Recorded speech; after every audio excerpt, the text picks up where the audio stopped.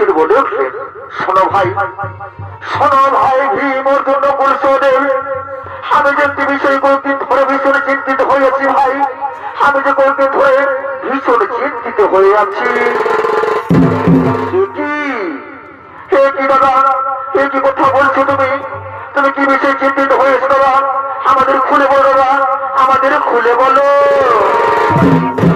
শোনো ভাই, শোনো ভাই, শোনো, আমাদের মাতার কর্তৃর ভুল গোছনের জন্য আমরা যে দ্রৌপদীকে বিবাহ করেছি, তাহলে আমরা কেমন করে আমাদের পাঞ্চালীর সাথে আমরা নির্জনে বাস করব? হ্যাঁ দাদা, তুমি ঠিক কথাই বলেছো। তাহলে আমরা কেমন করে আমাদের পাঞ্চালীর সাথে আমরা নির্জনে বাস করব?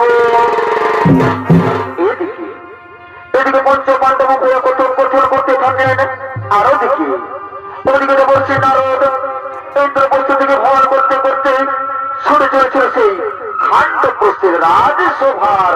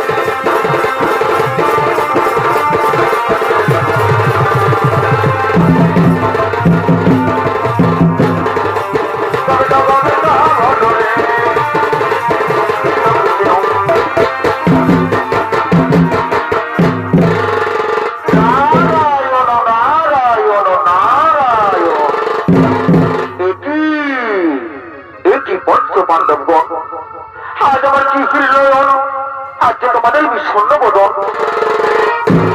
বলো বলো পঞ্চপাণ্ডবগণ, কেন তোমাদের চিন্তিত মন? হে দেবর্ষি নারদ, হে দেবর্ষি নারদ, আমরা যে পাঞ্চাল কন্যা দ্রৌপদীর পঞ্চস্বামী, তাহলে আমরা কেমন করে আমাদের পাঞ্চালের সাথে আমরা নির্জনে বাস করব?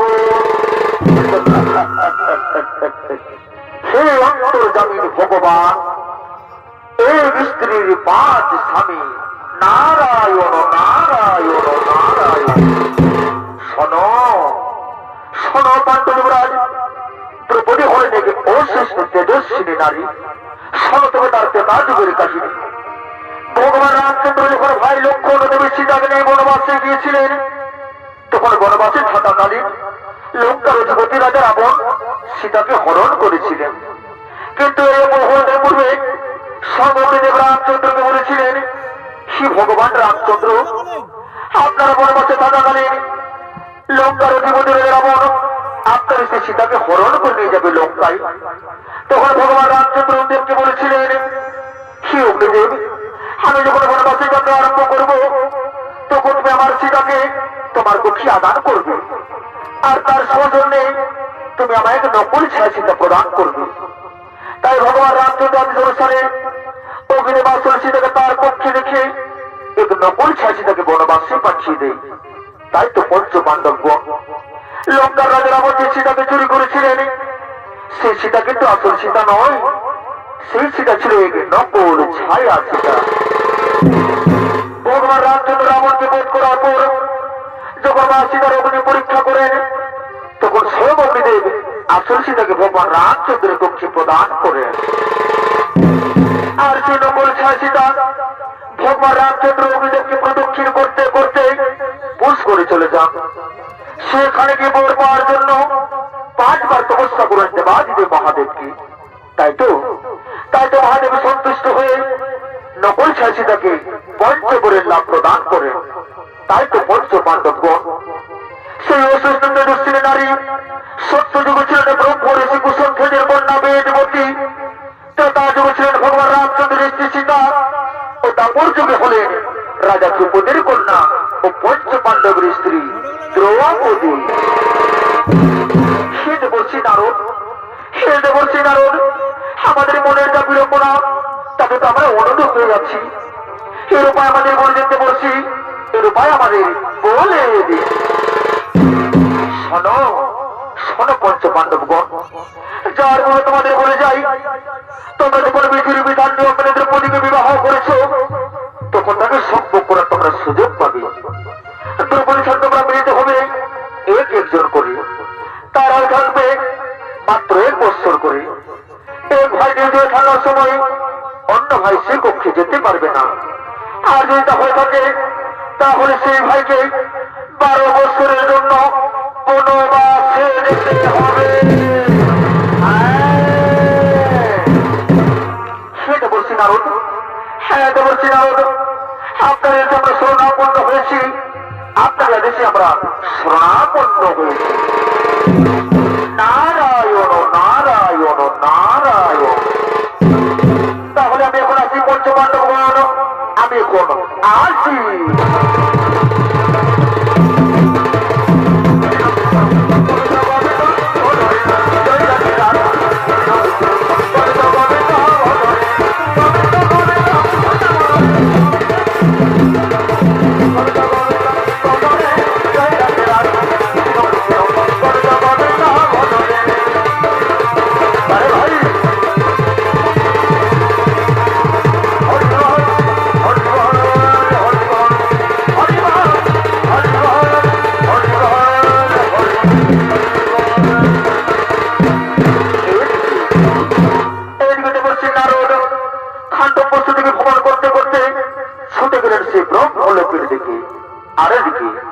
এদিকে পঞ্চপাণ্ডবের শ্রী দ্রৌপদী, এদিকে পঞ্চপাণ্ডবের শ্রী দ্রৌপদী ছুটে চলেছিল সেই রাজসভার শয়ন কক্ষের দিকে।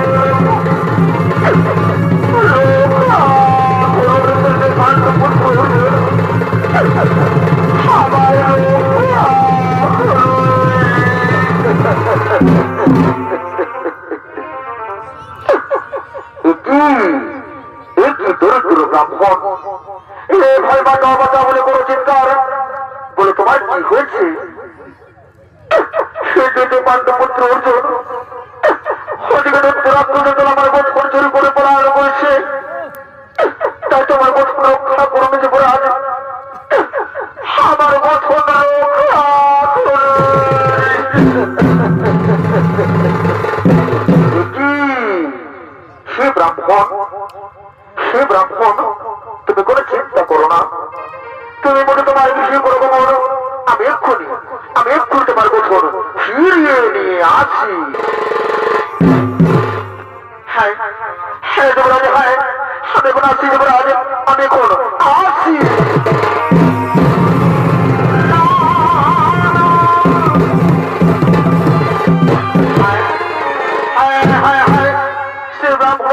রক্ষা করতে হবে, হ্যাঁ কিন্তু কোথায় কোথায় আমার ধনুর্বাণ কোথায়? হ্যাঁ হ্যাঁ হ্যাঁ আমার মনে পড়েছে সেই ধনুর মাল তো আমার স্বর্ণকক্ষে রাখা আছে। যাই যাই, আমি আর বিলম্ব করবো না, আমার ধনুর্বাণ আমি সেই স্বর্ণকক্ষ থেকে ফিরিয়ে নিয়ে আসছি।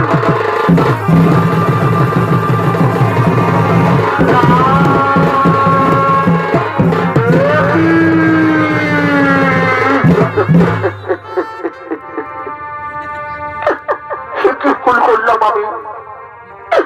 আমি যদি বলছি রাতের বাদ করতে পারলাম না, আমি যদি করবো, আমি যে মহাপাপী।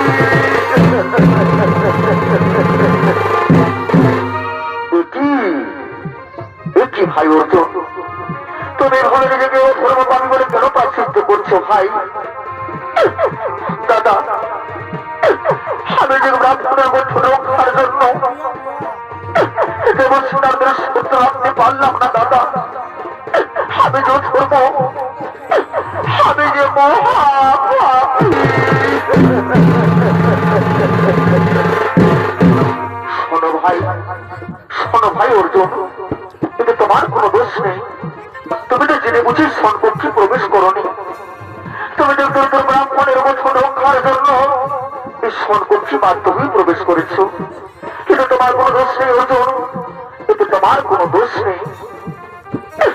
না দাদা না, এক সত্যকাল পালন করতে পারলাম না দাদা, তবে আমার আরো সত্য পালন করতে হবে দাদা। তোমাদের সাথে আমার দেশ ত্যাগী হতে হবে দাদা। এই সত্য ভক্তের অপরাধে হবে আমার 12 বছরের মতো।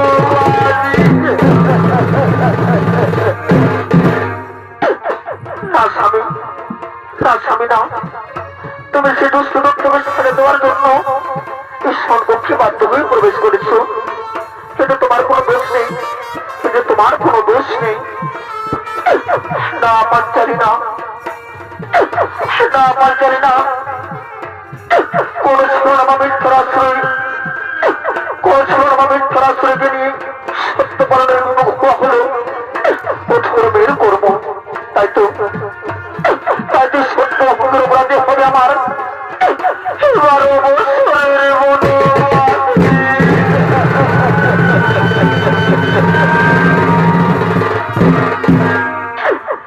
কি মা জননী, তুমি এসেছো মা, আমি পারলাম না মা, আমি যেতে বসে তাদের সত্য রাখতে আমি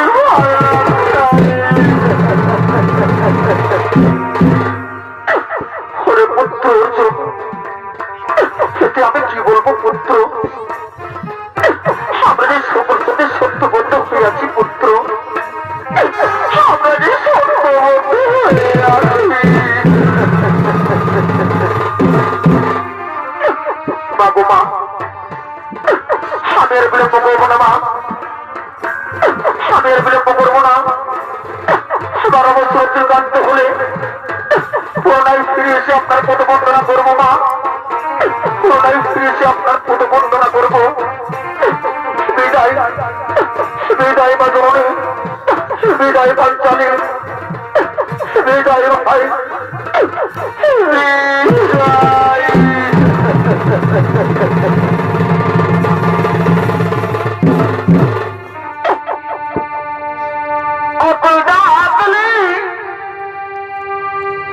যারে আপন করে তো যাবো যাবা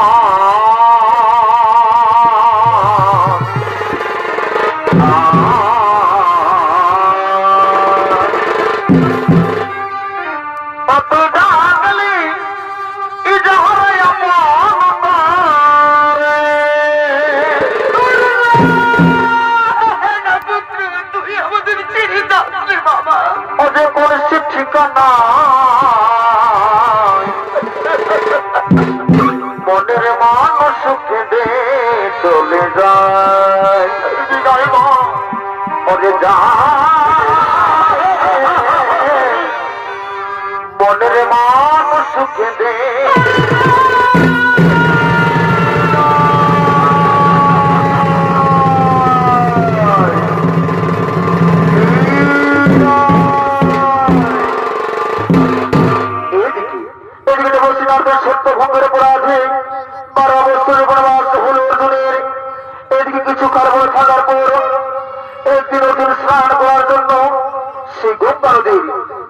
দিকে আগমন করছে। বল বল হরি বল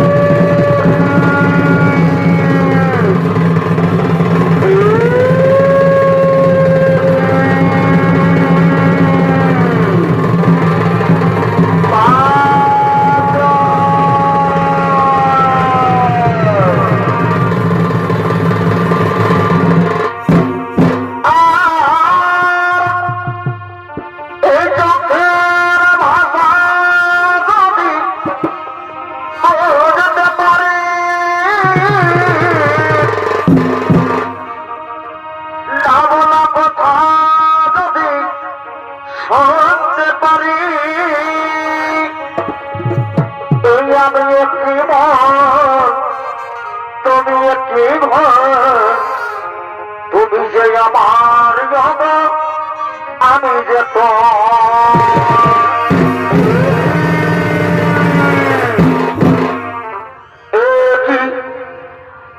সুন্দর বলো তো নারী, বলো নারী, বলো নারী, বলো কেন তুমি আমায় হরণ করার জন্য, কেন তুমি আমায় হত্যা করার জন্য এই পাতারে হরণ করে নিয়ে এসেছো? আগে তোমার পরিচয় দাও, তুমি কি পাণ্ডুপুত্র অর্জুন? হ্যাঁ, আমি পাণ্ডুপুত্র অর্জুন। কিন্তু কে কে তুমি? সুন্দরী বলো, সুন্দরী বলো, কি তোমার পরিচয়? আর কেউ আমায় হত্যা করার জন্য হরণ করেছে? সে পাণ্ডু যুবরাজ, সে পাণ্ডু যুবরাজ, তুমি আমাদের নাম বংশের ভূমিহীন করেছো। তুমি শ্রীকৃষ্ণ প্রেমের ছলনায় তুমি আমাদের খান্ডব দাপন করে ছিনিয়ে নিয়েছো। নাগ বংশের পরম শত্রু হল পাণ্ডবগণ। তাই তুমি নাগরাজ বাসুকীর দেশে তোমায় হত্যা করতে চেয়েছি।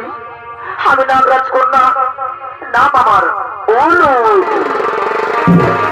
হে নাম কন্যা উলুপি, হে নাম কন্যা উলুপি, তুমি আমায় ভুল ধারণা করেছো। ওই খান্ডব ছিল আমাদের পূর্বপুরুষের। আমাদের রাজ্য হস্তিনাপুরকে যখন দুই ভাগে ভাগ করা হয়, তখন সে খান্ডব পড়েছিল আমাদের ভাগে। তখন আমরা নাগ বংশদের বলেছিলাম সে ইন্দ্রপ্রস্থ তৈরি সাহায্য করার জন্য। কিন্তু নাগ বংশ আমাদের পাণ্ডবদের সঙ্গে ছিল না করে আমাদেরকে আক্রমণ করে। তখন আমি নিজেদের রক্ষা করার জন্য সে নাগ দেশের সঙ্গে যুদ্ধ করেছি। আর সেই যুদ্ধে হয়েছে খান্ডব বনের দাহন। সে নাম কন্যা উলুপি, তুমি তোমায় হত্যা করতে চেয়েছিলে। তাহলে তাহলে সত্যি যদি আমি অপরাধী, তাহলে তুমি আমায় হত্যা করতে পারো। না যুবরাজ, না যুবরাজ, না, আমি তোমাকে আর হত্যা করতে পারবো না। কি নাম কন্যা লুকি, এই ক্ষুব্ধ বংশীদের আগুন এভাবে নিভে গেল কেন? হে পাণ্ডু যুবরাজ, হে পাণ্ডু যুবরাজ, সে ক্ষুব্ধ বংশীদের আগুন ভালোবাসার জলে ভেসে গেল। আমি যে তোমার প্রকৃত রূপ দেখি, আমি যে তোমায় ভালোবেসে ফেলেছি বন্ধু। হ্যাঁ, তুমি ঠিক কথাই বলেছো লুকি, আমি তোমার প্রকৃত রূপ দেখি আমি তোমায় ভালোবেসে ফেলেছি। এসো এসো লুকি, তুমি আমার কাছে এসো। দিদি না না না, এই পরজনা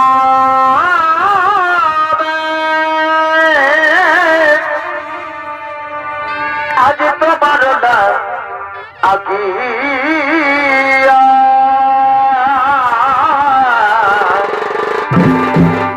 এই স্বর্ণ রাখিব পর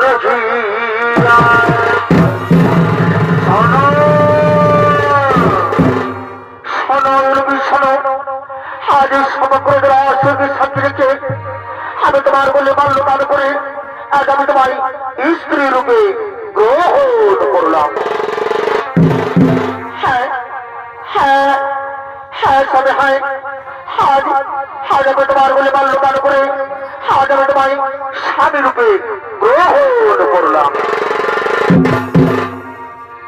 আর মনার মন তুমি আমার মনকে ভোলা,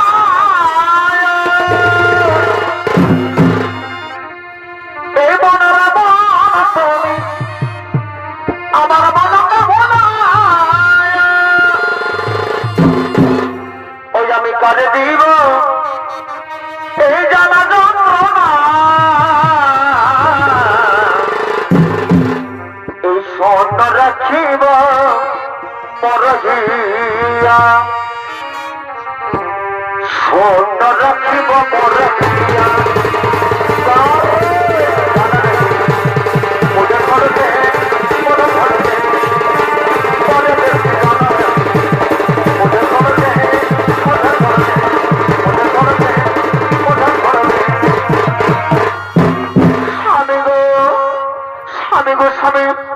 তোমার সৌন্দর্য ভালোবাসার সংস্পর্শে আমি তো গর্ভবতী।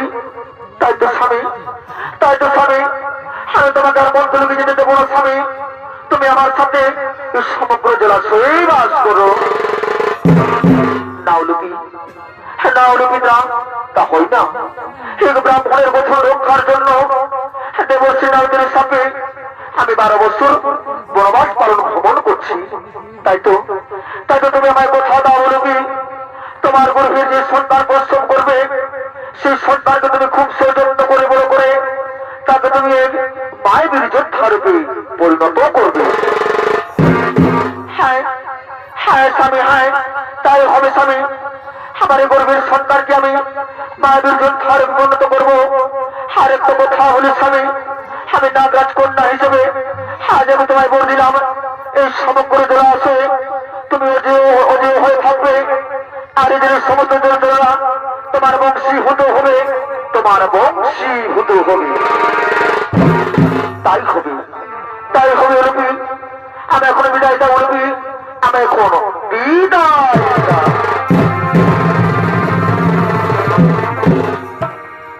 আরে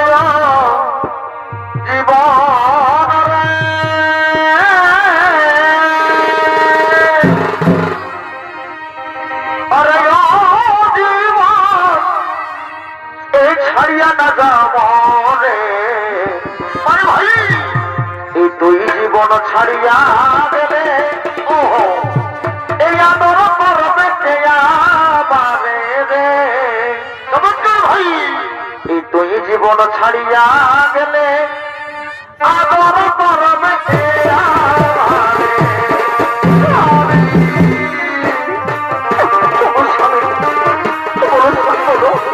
আমি কিভাবে থাকবো স্বামী? আমি তোমার ঘরে আমি থাকতে পারবো না স্বামী, আমি আসতে পারবো।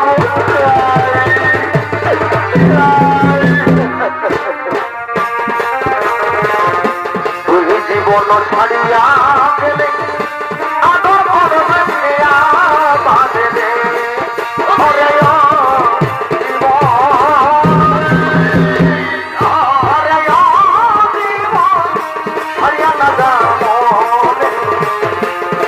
জীবন ছাড়িয়া দেবে আদর করবে ছাড়িয়া দেবে আদর করবে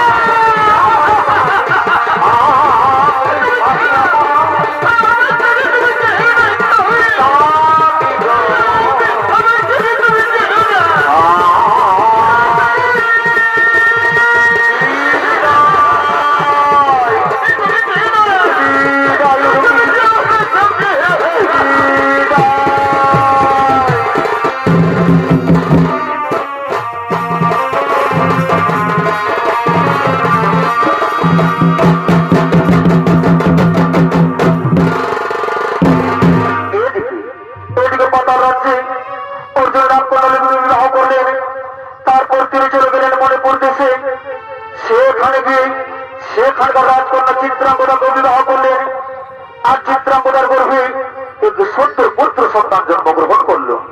তার নাম রাখা হয়েছিল বীর যোদ্ধা বক্রবাহন। তারপর তিনি চলে গেলেন তারকায়। সেখানে গিয়ে শ্রীকৃষ্ণের ভগিনী সুভদ্রাকে হরণ করে বিবাহ করলেন আর সুভদ্রার গর্ভে এক পুত্র সন্তানের জন্মগ্রহণ হল। তার নাম রাখা হল বীর যোদ্ধা অভিমন্যু।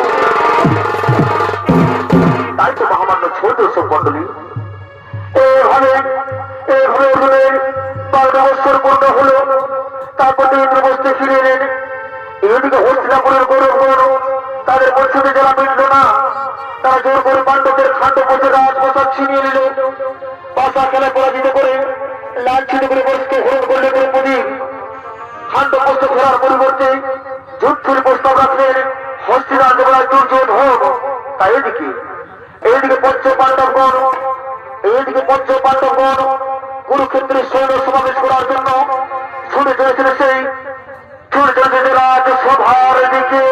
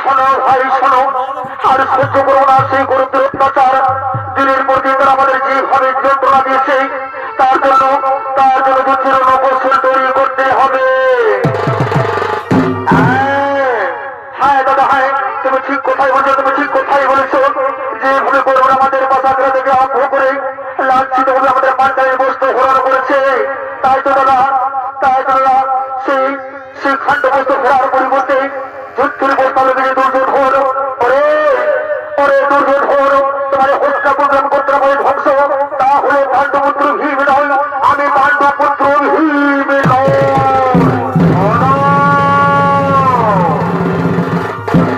শোনো ভাই, তুমি শান্ত হও, তুমি শান্ত হও, আমাদের বিচলিত হওয়ার কোনো কারণ নেই। তাই তো আমাদের খুব সহযোগিত করে খুব সাবধানে যুদ্ধের রণকৌশল তৈরি করতে হবে। তাই এইদিকে পঞ্চ পাণ্ডব একত্রিত হয়ে যুদ্ধের রণকৌশল ওই সৈন্য সমাবেশের কথন করতে থাকে।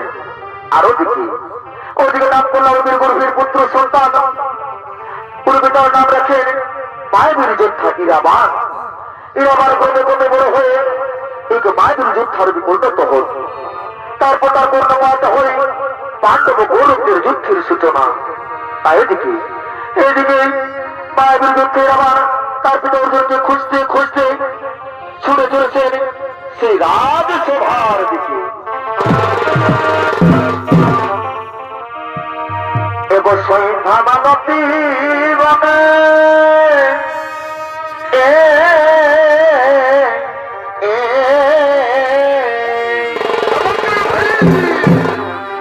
এ ভাই শহীদ ধামানতি বনে আর বনে নাই কি এই বলেছিলে বন্ধু বড় কানে কানে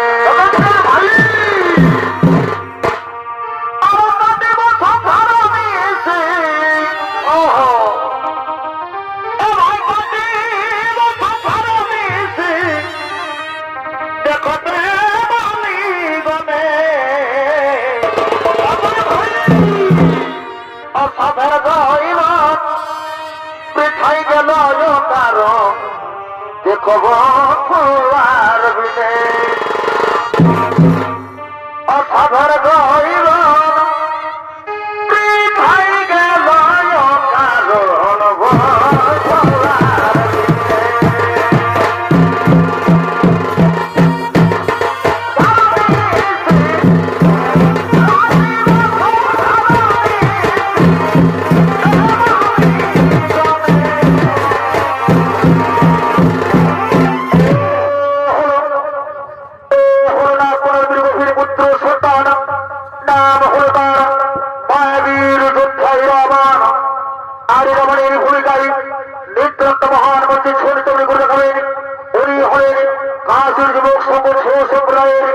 নৃত্য পরিচালক নৃত্য শিল্পী ডাক্তার শিব সরদার।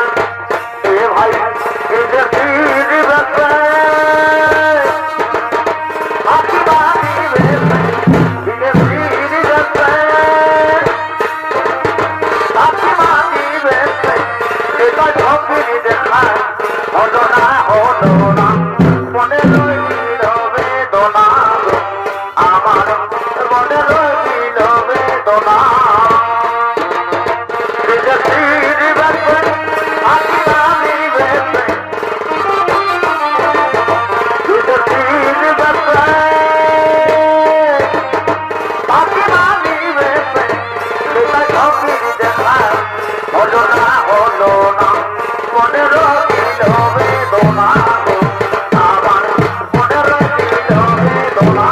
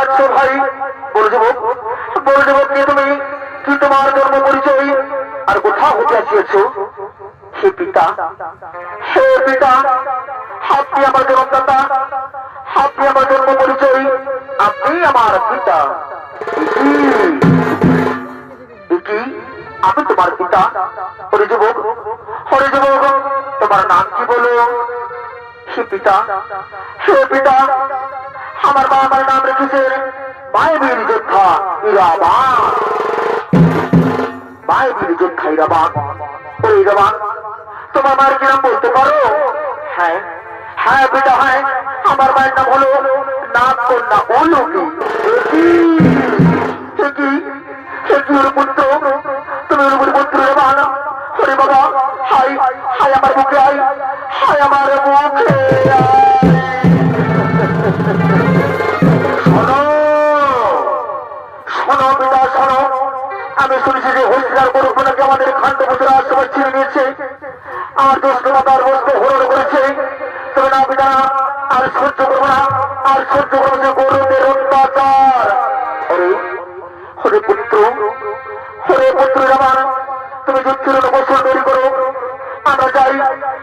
এসেছে সৈন্য সমাবেশ করার জন্য।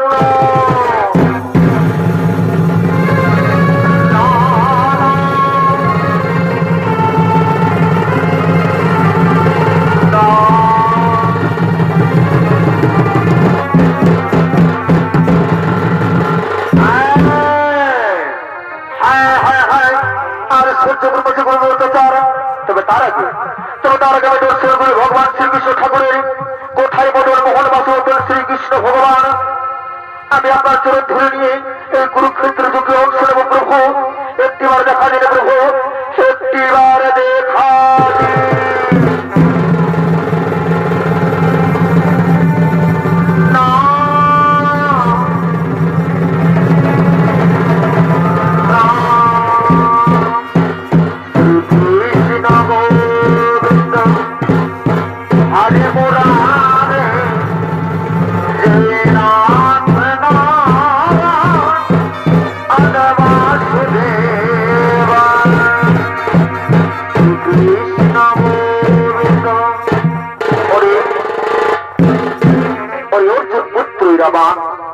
আমি তোমাকে সন্তুষ্ট হয়েছি পুত্র, আমি তোমাকে সন্তুষ্ট হয়েছি।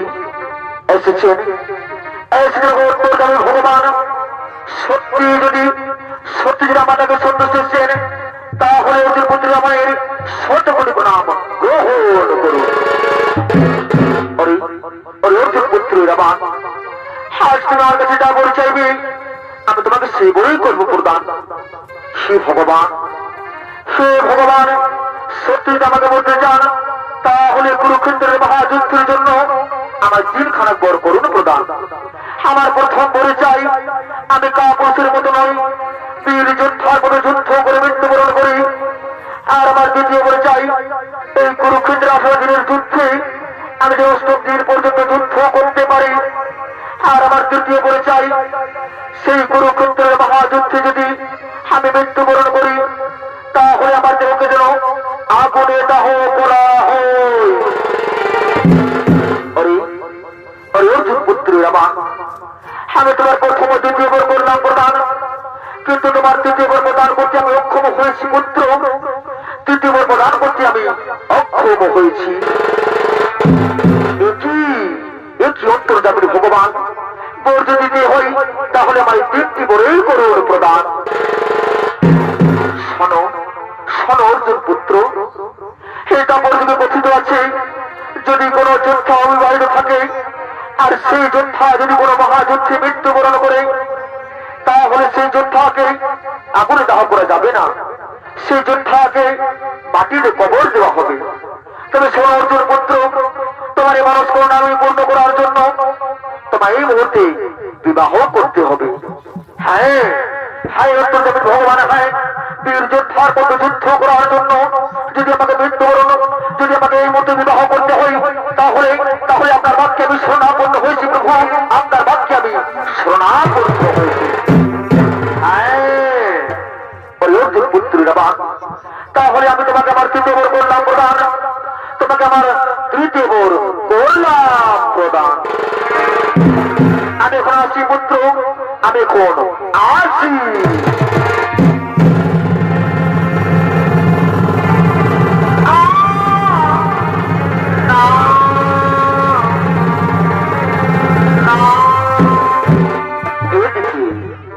এদিকে বাসুনন্দন শ্রীকৃষ্ণ অর্জুন পুত্র আমাকে 3টি বর করলেন প্রদান, কিন্তু এই মহাকুরুক্ষেত্রের যুদ্ধে তিনি নিজেকে দেবী কালীর কাছে উৎসর্গ করবেন বলে কোন নারী আমাকে বিবাহ করতে চাইছিলেন না।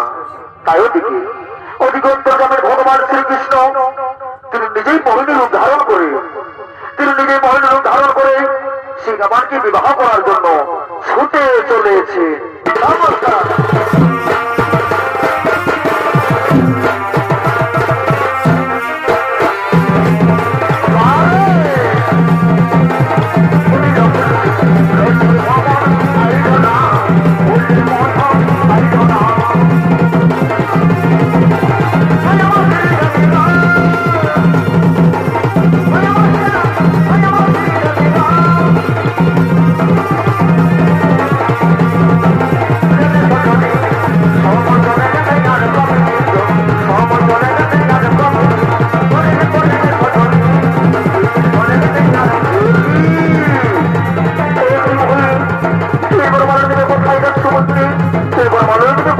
কিন্তু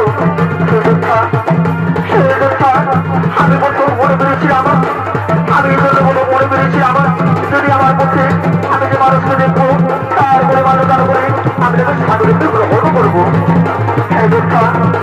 আজ তুমি আমার পক্ষে দিত, আজ এই বড় বলা তোমার বলে মন্দার করে আমি তোমায় স্বাধীনতা গ্রহণ করলাম।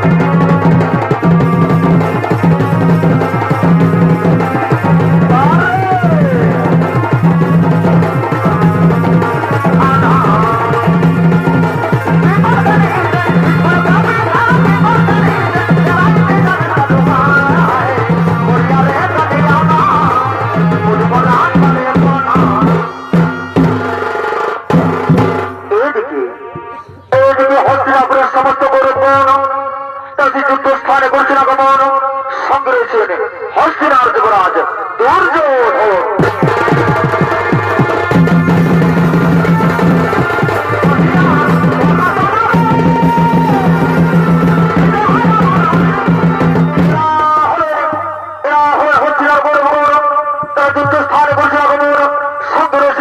হস্তিনার যুবরাজ দুর্যোধন।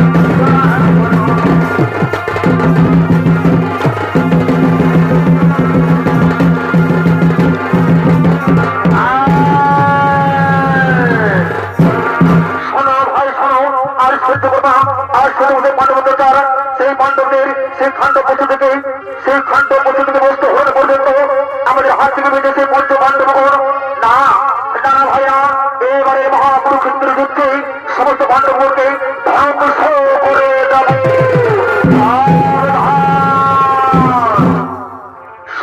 সাবধান সাবধান দুর্যোধন, আমি থাকতে বলছি আমার সাথে যুদ্ধ করো। কি তোমার পরিচয় আর কোন কার্য করেছে আগমন? আমি হলাম অর্জুনের পুত্র, নাম হল আমার মায়াবীর যোদ্ধা অরে রাবণ, তার যেমন সেই যুদ্ধ করবে তাহলে হরস্ত করে দেখি কার বাহুতে ঘটে।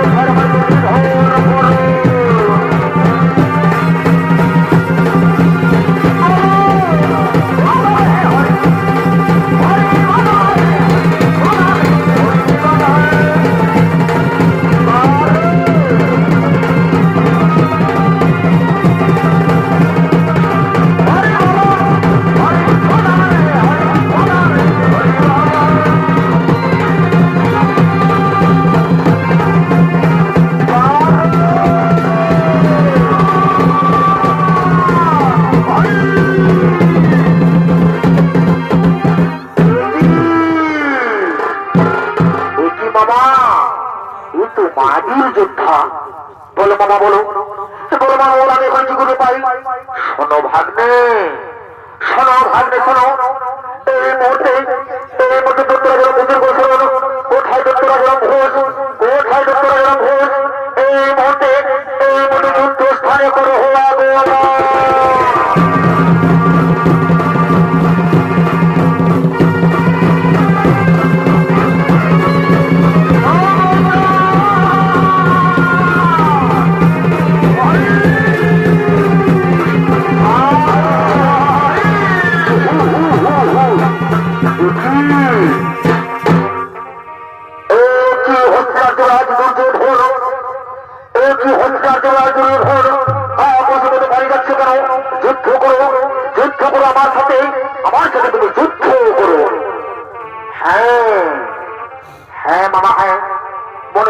মনে পড়েছে সেই দত্তরাজের ঘোষ। কোথায় দত্তরাজের ঘোষ? আর বিলম্ব না করে এই মনে মশনকে করো আবেদন।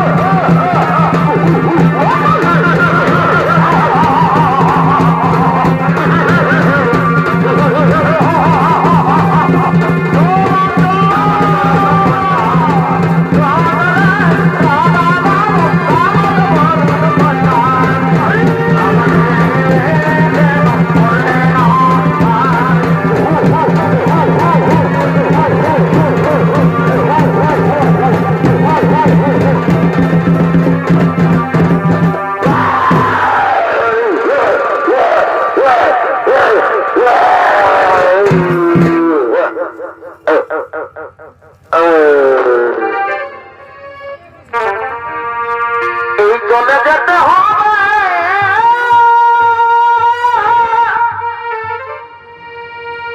এই সময় হলে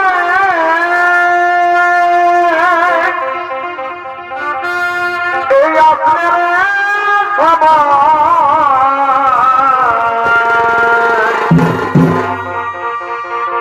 এই বিধি আরে কে লিখেছে কখনো কার বড়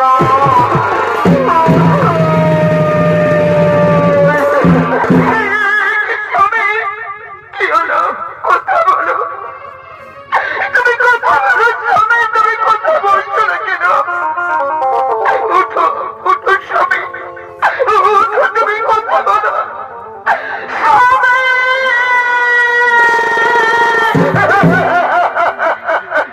কি হলো নিষ্ঠুর বিধাতা আমাদের স্বামী আমায় ছেড়ে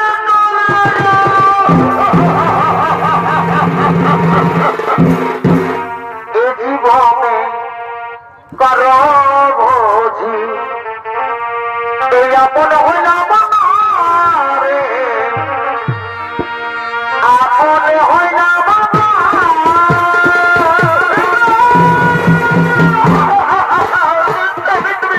জীবনে কারো বুঝি আপন হইলাম রে আপন হইলাম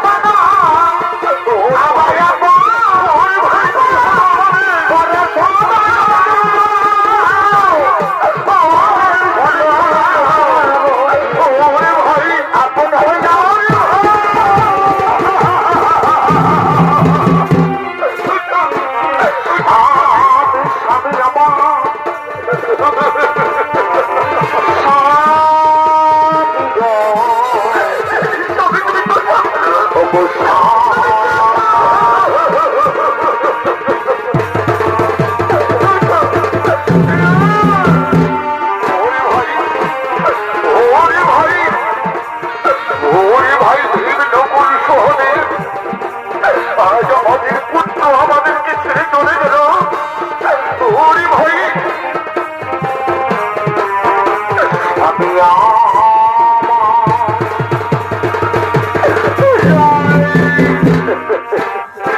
শোনো ভাই শোনো ভাই শোনো আর বিলম্ব করবো না শোনো ভাই এই মত আমাদের পুত্রকে আমরা বন্ধন করে শ্মশানের দিকে ঘুরব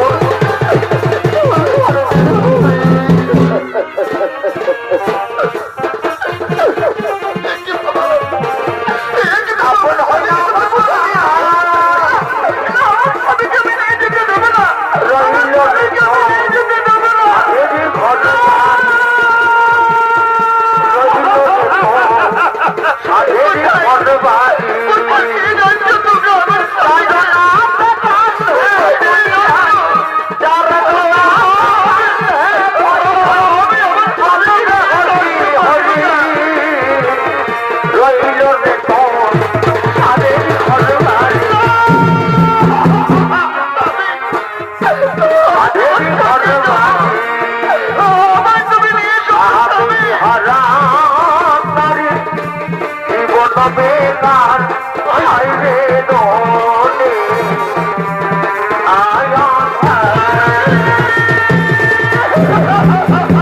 স্বামী হারা নারী জীবন বেকার হাইরে দোলে আয়া স্বামী আমার